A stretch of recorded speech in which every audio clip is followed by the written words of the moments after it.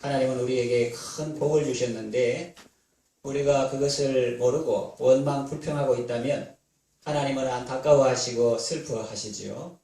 또 우리는 최선을 다하여 하나님을 섬긴다고 생각하는데 하나님은 그렇게 보시지 않는다면 얼마나 안타까운 일이겠습니까?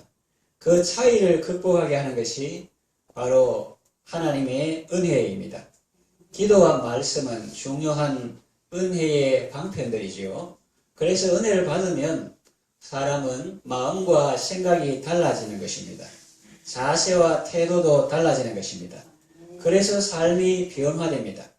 본문을 살펴보면서 함께 하나님의 은혜를 받겠습니다. 사도 바울의 경우를 실예로 살펴보겠습니다. 그는 하나님의 은혜를 받고 어떻게 달라졌습니까? 첫째로 나는 부족합니다 라던 사람이 나는 충분합니다 이런 사람으로 달라졌습니다. 하나님의 은혜를 받기 전에 사도 바울은 자신에게 부족한 것이 있다, 모자라는 것이 있다고 생각했습니다. 다른 사람이 볼 때 그는 출신 배경도 좋고 공부도 많이 했고 여행도 많이 해서 견문이 넓은 사람이었습니다. 박학다식한 사람이었죠. 관리들 중에 친구들도 많았습니다. 공무원 친구들도 많았다는 거예요. 그리고 인맥이 넓었습니다. 그래서 아마 저런 사람은 사는데 아무 어려움이 없을 것이라고 주변 사람들은 생각했을 것입니다. 그럼에도 불구하고 사도 바울은 자신에게 뭔가 부족한 것이 있다고 생각했습니다. 회심하기 전의 이야기가 아닙니다. 그가 전에 핍박했던 예수님을 이제는 알고 그 예수님을 믿는 사람입니다. 그것도 평범한 신앙인이 아니라 특별히 사도로 부르심을 받아 영적인 일선에서 열심히 일하는 사람입니다. 그렇다면 항상 기뻐하고 범사에 감사하며 살아야 마땅한 것 아닐까요? 그런데 아닙니다. 그는 자신에게 아직도 하나님의 은혜가 부족하다고 생각했고 그래서 하나님께서 자기에게 뭘 좀 더 주셔야 된다고 생각했고 그래서 하나님께 기도하게 된 것입니다. 그가 필요하다고 절실히 느꼈던 것은 무엇입니까? 건강입니다. 육체의 가시를 제거하는 것이었습니다. 그것은 그로 하여금 지옥의 고통을 느끼게 하는 것이었습니다. 그냥 웬만히 참고 견디면 되는 그런 고통이 아니라 고통이 오죽 심했으면 그 육체의 가시를 사탄의 사자로 표현했을까요? 사탄의 메신저. 살만하다 싶은데 그것이 콕콕 찌르니까 그것이 나로 하여금 지옥의 고통을 느끼게 한다. 그래서 사탄의 사자 그렇게 표현했습니다. 사도 바울은 자기에게 하나님의 은혜가 더 필요하다. 지금까지 많은 은혜를 베풀어 주셨지만 그 하나님의 은혜는 내게 아직 충분치 않다. 그렇게 생각했습니다. 그 자신의 아픔도 아픔이지만은 보는 교우들의 마음은 어떨까? 그런 생각도 해봤습니다. 능력이 있다는 사도가 다른 사람의 병은 안수해서 잘 고치는 그 사도가 자기 병도 해결하지 못하는 것을 보면 사람들은 실망하거나 실족하지 않을까? 나의 질병과 고통이 개인의 문제를 넘어서 하나님의 영광에 누가 되지 않을까? 이런 생각도 했을 것입니다. 그래서 그는 그 문제를 가지고 하나님 앞에 나아가서 기도했습니다. 가시를 제거해달라고 없애달라고 구했습니다. 3번이나 간구했습니다. 그만큼 진지하고 간절한 마음으로 기도했다는 의미입니다. 하나님께서 그의 기도에 응답해 주셨습니다. 말씀을 주셨습니다. 풀어보면 너는 뭔가 부족하다고 생각하는데 아니란다. 나의 은혜는 내게 충분하단다. 영어로 보면은 enough으로 표현된 것도 있고 sufficient 이렇게 표현된 것도 있는데 둘 다 충분하다. 그런 뜻입니다. 내가 능력이 없거나 너를 사랑하지 않아서 그 가시를 제거해 주지 못하는 것이 아니란다. 내 능력은 약한 데서 온전하게 나타난단다. 내가 너를 사랑하기 때문에 그리고 그 가시 때문에 너는 자고하지 않고 스스로 높이지 않고 교만하지 않고 끝까지 교만하지 않고 겸손히 섬길 수 있을 것이기 때문에 내가 너를 배려해서 그것을 남겨둔 것이란다. 이런 내용으로 말씀하셨습니다. 바울은 오해가 풀렸습니다. 하나님의 말씀을 듣고 하나님이 나를 안 사랑하는 것이 아니라 너무나 사랑하셔서 작은 것까지 배려해 주시는구나. 하나님은 무능한 분이 아니라 전능하신 분이시지만 사랑 때문에 그 능력을 제한하시기도 하시는구나. 이런 깨달음을 얻었습니다.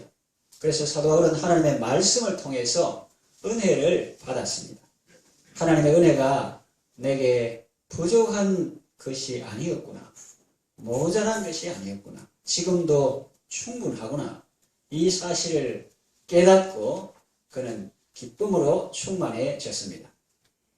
그렇습니다, 여러분. 우리도 각자 처한 상황은 다르지만은 그곳에서 하나님의 은혜를 받으면 삶의 자세가 달라집니다. 태도가 달라집니다. 표정이 달라집니다. 은혜 받기 전에는 뭔가 부족하다고 생각하니까 마음에 여유가 없고 기쁨이 없습니다. 그러나 하나님의 은혜를 받은 후에는 말씀을 듣고 깨달음을 얻은 후에는 감사가 있고 기쁨이 있고 여유가 있습니다. 하나님의 뜻을 알게 되니 더 이상 불안하지도 않고 두렵지도 않습니다. 가난과 고난과 질병과 고통 가운데에서 우리는 부족함을 느끼죠. 아까 대표 기도하신 것 같이 우리의 입술은 믿음이 참 좋은데 우리의 삶은 본능적으로 아예 그런 것이 다가오면 부족함을 느끼고 그것도 많이 부족함을 느낍니다. 그런 가운데서도 우리가 하나님께 기도하면 하나님께서 은혜를 주십니다. 가난과 고통과 질병 가운데서 우리를 건져 주시기도 하고 때로는 본문에 나오는 사도 바울의 경우처럼 그런 것들조차 우리에게 유익이 되게 하십니다. 그러니 여러분, 우리 삶의 환경이 중요하지만은 그 환경에 너무 집착하거나 매달리지 말고 어떠한 상황에서도 우리에게 언제나 좋은 것을 주시는 선하시고 인자하시는 하나님을 바라보시고 우리에게 참된 만족을 주시고 충분한 enough, sufficient 은혜를 주시는 하나님의 사랑 안에서 감사와 기쁨으로 살아가시기를 바랍니다. 두 번째, 은혜 받으면 어떻게 달라지나? 전에는 가시가 너무 고통스럽고 감추고 싶다 이랬는데 은혜 받은 후에는 오히려 자랑스럽다 이렇게 말하고 있습니다. 은혜 받기 전에는 그 가시가 매우 고통스러웠습니다. 하나님께서 나를 사랑하시고 배려하셔서 그런 줄은 꿈에도 모르고 하나님이 내 소원 들어주시지 않는다고 야속하게 생각될 때는 그것을 감추고 싶었습니다. 다른 사람들이 그 사실을 알면 크게 실망하지 않을까? 성도들이 그 사실을 알면 낙심하지 않을까? 라는 생각도 들었을 것입니다.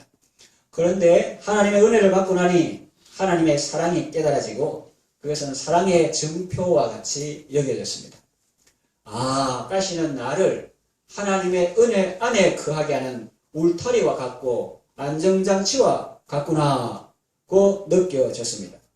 그래서 그걸 자랑스럽다고 표현합니다. 9절 하반절에 보면 그러므로 도리어 크게 기뻐함으로 나의 여러 약한 것들에 대하여 자랑하리니 이는 그리스도의 능력이 내게 머물게 하려 함이라고 했고 10절에 그러므로 내가 그리스도를 위하여 약한 것들과 능욕과 궁핍과 박해와 곤고를 기뻐하노니 이는 내가 약한 그때의 강함이라고 했습니다.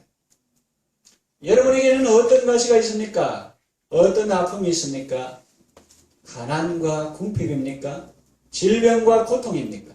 상실과 소외입니까? 배우자가 힘들게 합니까? 자녀들이 속을 썩습니까? 부모가 폭력을 휘두릅니까? 직장 상사나 동료가 힘들게 합니까? 아니면 직원들이 후배가 힘들게 합니까? 누구에게나 가시는 있을 수 있습니다. 그리고 그 가시는 우리에게 아픔을 줍니다. 그 자체는 가난이나 질병이나 소외, 상실 이런 건 좋은 것 아닙니다. 고통스러운 것입니다. 그런데 여러분, 사건이 우리를 힘들게 하는 것이 아니라 그것을 보는 시각이 우리를 힘들게 한다는 말이 있지 않습니까? 얼마 전에 주보 속지에도 글을 올린 적이 있는데 사건도 중요하지만 해석이 중요하다는 겁니다. 그것을 어떻게 보느냐가 중요하다는 것입니다. 관점이 달라지면 해석도 달라지는 거죠. 좁은 시야로 보면 고통이고 아픔이지만 넓은 시야로 보면 은혜고 축복일 수가 있는 것입니다. 내 영혼의 은총을 입으면 초막도 궁궐처럼 느껴지는 것입니다. 내 주 예수 모신 곳이 그 어디나 하늘나라가 되는 것입니다.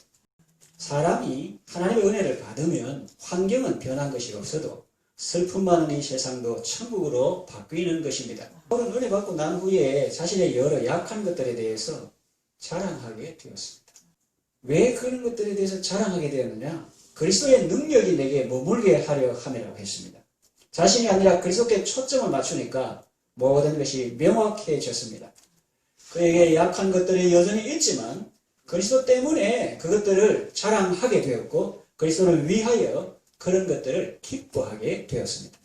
그러니 여러분들도 여러분의 약함 때문에 너무 슬퍼하지 마시고 그 약함을 통하여 하나님의 능력이 온전히 나타나고 그 약함 때문에 그리스도의 능력이 내게 머문다는 사실을 기억하고 약할 때 강함 되시는 주님을 바라보시고 감사와 기쁨으로 살아가시기를 바랍니다.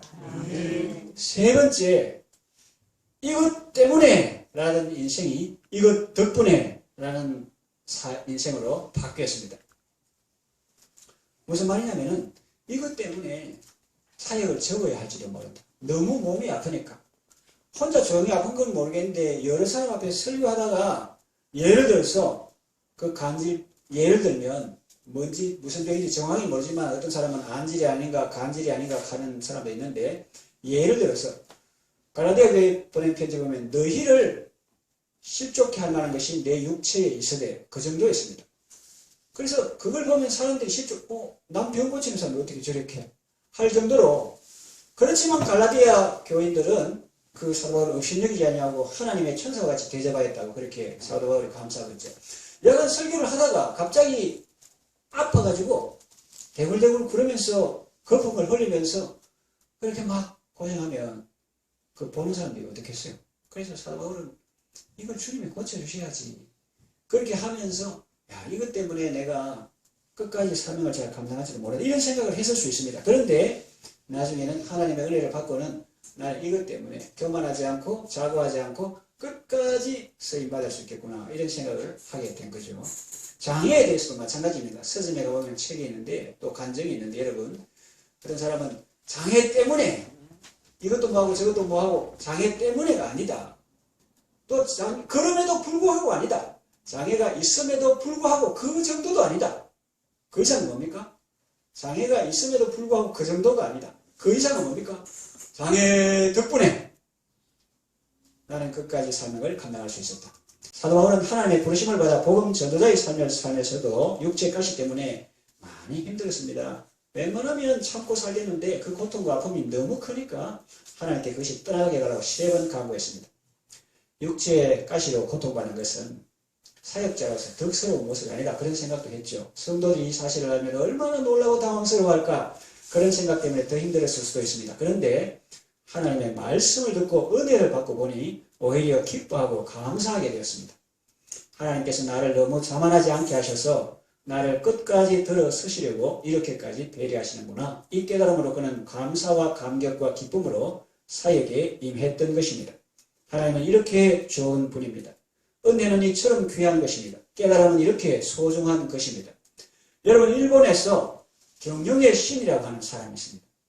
그 보니까 경영을 잘 한다 그렇게 볼 수가 있습니다. 그런 사람에게 이제 기자가 가서 물었습니다. 경영의 신이라고 하는 사람에게 기자가 가서 물었습니다. 선생님 인생에서 가장 커다란 복이 있다면 지금까지 정말 내게 큰 복이었다 할 수 있는 것이 있다면 좀 말씀해 주십시오 하니까 이제 그 경영의 신이라고 하는 사람이 이렇게 말해 주는 거예요.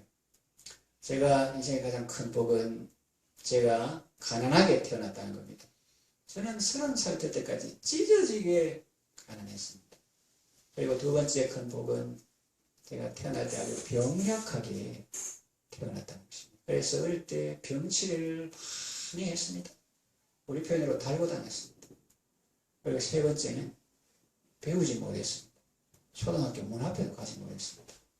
그렇게 말했습니다. 그리고 기자가 그걸 안 좋은 건데 그걸 어떻게 큰 복이라고 하십니까?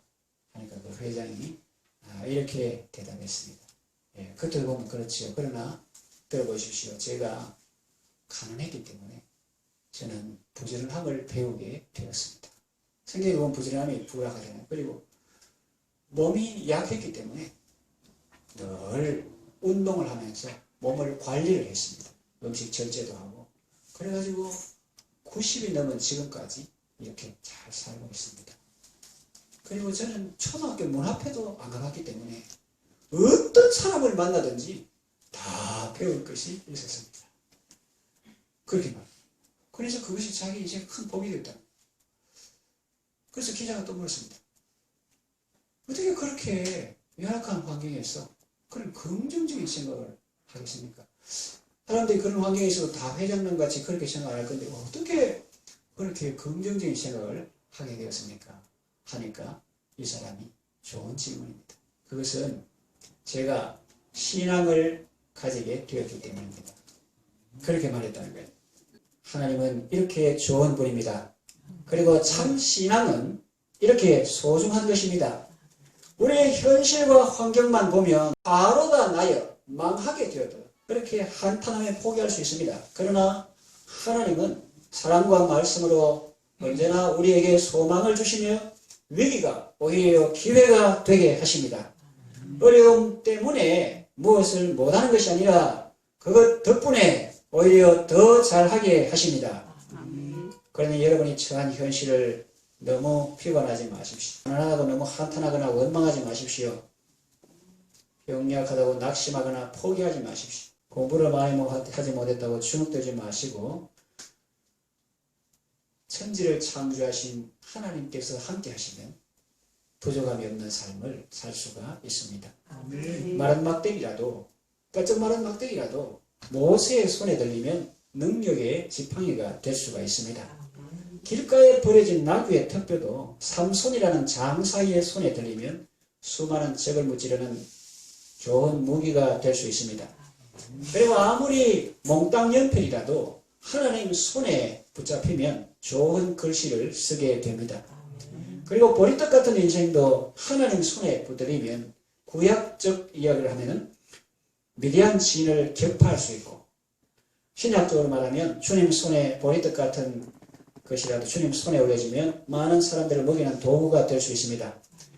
오늘날 많은 사람들이 5,000명분을 혼자 먹는 것을 성공이라 하지만 자기 생애를 주님 손에 올려드려 주님 은혜로 많은 사람을 먹이고 살리는 일에 쓰임받는다면 그것이야말로 참 성공적인 삶이요 아름답고 가치 있는 삶이 아니겠습니까? 이제 말씀을 정리해 마치겠습니다. 하나님의 은혜를 받으면 사람이 달라집니다. 환경은 변한 것이 없어도 사람이 달라지니 새로운 모습으로 살아갑니다. 우울과 침체의 늪에서 허우적거리고 비관과 절망 속에서 살아가는 사람도 하나님의 말씀을 듣고 은혜를 받으면 감사와 감격과 기쁨 속에 살아갈 수 있습니다. 하나님은 위대하시고 하나님은 선하신 분입니다. 오늘도 우리에게 은혜를 주십니다. 너희는 와서 사목도에 값없이 돈 없이 와서 포도주와 젖을 사라고 은혜의 식탁으로 초청하십니다. 그 대가는 이미 예수님이 지불하셨으니 너희는 오직 믿음으로 와서 참된 양식과 참된 음료를 먹으라는 것입니다. 문제들은 우리를 압도하지만 하나님의 사랑은 그 문제들을 압도하는 것입니다. 세상 살이가 어렵고 힘들지만 하나님의 은혜는 그 모든 어려움을 상쇄하고도 남는 큰 기쁨을 주십니다. 보라 지금은 은혜 받을 만한 때요 보라 지금은 구원의 날이라고 했습니다. 그러니 여러분 하나님의 은혜를 받으십시오. 하나님께서 주시는 그 은혜로 감사와 기쁨과 승리의 삶을 살아가시기를 바랍니다.